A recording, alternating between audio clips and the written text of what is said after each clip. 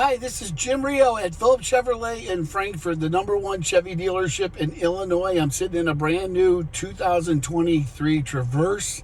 Beautiful, beautiful vehicle. It's got a lot of nice things in here as far as the way it looks. The white stands out. It looks so clean.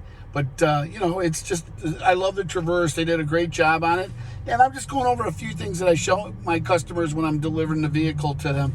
One of the things that I would talk to them about, usually when we're doing a test drive, and it comes up because obviously if you don't explain it to them, when you feel the car come to a stop, people right away think something, what's going on here? And it's called the auto stop.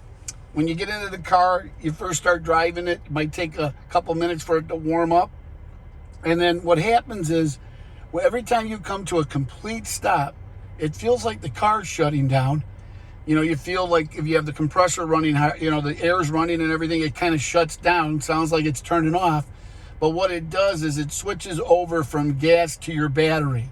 And it's meant to, help you as far as save gas over the long haul, less emissions into the air. So you really don't notice it when it's kind of a quick stop and go. But when you come to a complete stop, or if you're like somewhere where you're in line waiting for something and you go forward, you stop, you feel it a little bit more. But the cool thing about it is, on some of the newer vehicles they have now, is they have the auto stop turn off. They have an actual little button right here that you can turn off. So let's say I go right here, I'm on auto stop, okay? It says auto stop off, okay? And then if I hit it again, here it says auto stop on.